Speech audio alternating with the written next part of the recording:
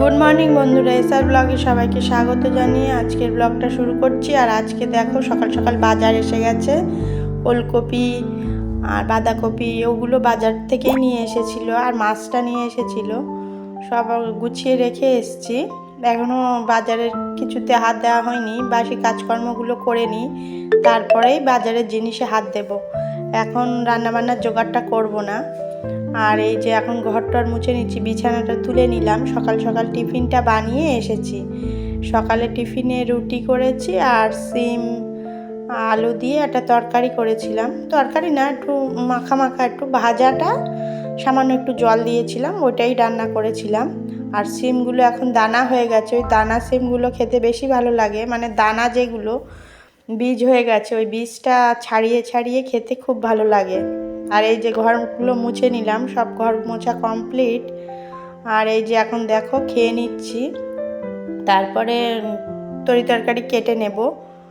আর এই যে মাছটা ধুয়ে নিয়েছি, দেখো মাছটা ধুয়ে রেখে তরকারি সব সবজি টবজি কেটে নিয়েছি। এই ওলকপি আলু দিয়ে মাছের ঝোলটা করব। আর এখন ঝপ করে স্নানটা করে আসবো, স্নান করে পুজো দিয়ে আসবো। আর এই যে দেখো স্নান করে পুজো দিয়ে চলে এসেছি। ঘরের কাজকর্ম সব তো করা হয়ে গেছে, শুধু রান্নাটা করে নেব। এই যে মাছটা, এটা তেলাপিয়া মাছ, বাজার থেকে কাটিয়ে নিয়ে এসেছিল। স্কুল ছিল যেহেতু, স্কুল থাকলে শ্বশুরমশাইকে বলে দিই যে যেন বাজার থেকে মাছটা কাটিয়ে নিয়ে আসে, না হলে মাছটা কেটে রান্না করে, মাছটা কেটে তারপরে ধুয়ে টুয়ে স্কুলে যেতে অনেক দেরি হয়ে যায়। ওই জন্য স্কুল থাকলে বলেই দিই যে বাড়ির বাজার থেকে মাছটা কাটিয়ে আনতে। ওই জন্য এই যে এই মাছটা বাজার থেকে কাটিয়ে নিয়ে এসেছিলেন। আর এই যে এখন মাছটা রান্না করে নিচ্ছি। এটা বলেছিলেন তেলাপিয়া মাছ, আমি তো মাছটা ঠিক চিনি না।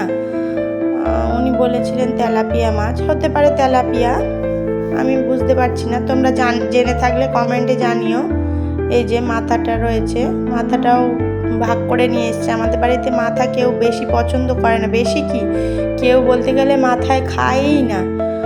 ওই ঝোলের মধ্যে দিলে আমার শাশুড়ি মাকে একটু দিই, আমি একটু খেয়ে, আমি পছন্দ করি না কিন্তু খেতে হয়, বাধ্য, ফেলে দিতে হবে।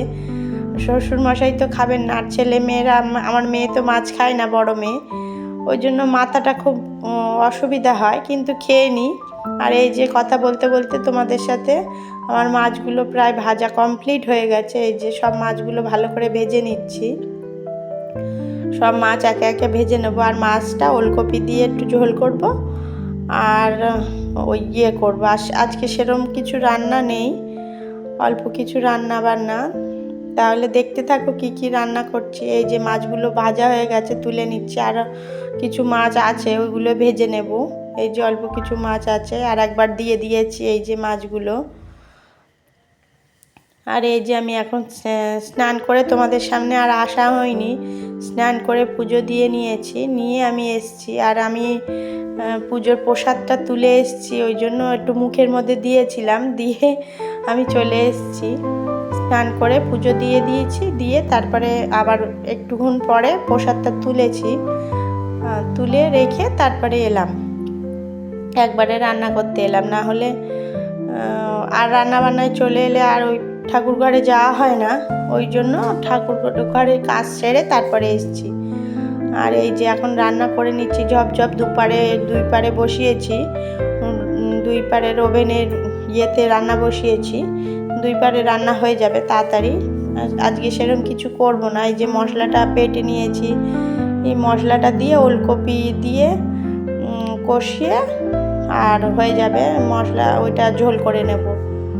আর এই যে পেঁয়াজ রসুন রেখেছি, ওই তরকারিতে দেওয়ার জন্য রেখেছি। আর আমার মেয়ে যেহেতু মাছ খায় না, ওর জন্য একটা ডিম ভাজবো, তাহলেই কমপ্লিট হয়ে যাবে রান্না বান্না। আর সবাইকে খেতে দিয়ে দেব, দেওয়ার পরে আমি চলে যাব হাজব্যান্ডের জন্য ভাত নিতে।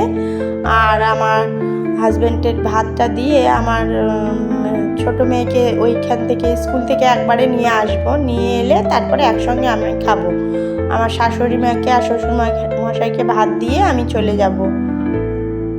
রান্না হয়ে গেলে সবাই ওদের ভাত দিয়ে আমার হাজব্যান্ডের ভাতটা গুছিয়ে নিয়ে চলে যাব। এই যে আমার এখন ওই পাশের ইয়েতে ডিম ভাজা বসিয়েছিলাম, ওইটা ডিমটাও হয়ে গেছে। আর বড় মেয়েও স্কুলে গেছে, ও এসে খাবে, তুলে বানিয়ে রাখলাম। ওর 4:30 ছুটি হয়, আর আমি বাড়ি আসতে আসতে 3:30, প্রায় 4টে বেজেই যাবে। 3:30 ছোটো মেয়ে স্কুলের 3:30 ছুটি, ওকে নিয়ে আস্তে আস্তে 4টে বেজে যাবে। ওই জন্য তখন আর করা সম্ভব হবে না, ও এসে যাবে আর সারাদিন পরে ও খাবে। ওই জন্য আমি ডিমটা এখন ভেজেই রেখে দিলাম, রান্নার সময় ভেজে রেখে দিলাম, কোনো ঝামেলা থাকবে না। আর ওলকপিটা সামান্য একটু ভাপ দিয়ে নিয়েছিলাম, ওই যে জলটা ঝরিয়ে দিয়ে আমি ওলকপিটা দিয়ে দিলাম। মশলাটা আগেই কষিয়ে নিয়েছি, এবার ওলকপিটা ভাপ দেওয়া রয়েছে। আর ওলকপিটা ভাপ না দিলে তো একটু গ্যাস হয়, গ্যাসের প্রবলেম যাদের আছে ওলকপিটা ভাপ দিয়ে খেলেই ভালো হয়, তাহলে অতটা গ্যাস হবে না। ওই জন্য আমি একটু ভাপ দিয়ে ফেলে দিয়ে তারপরে ওই মাছের ঝোলটা করব। আর আমাদের বাড়িতে কেউ আলু দিয়ে মাছের ঝোলটা বেশি পছন্দ করে না, কেননা আলু তো কেউ খায়ই না। আর এই যে সব মাছগুলো দেখতেই পাচ্ছ ভাজা হয়ে গেছে, সব ভালো করে সুন্দর করে ভেজে নিয়েছি।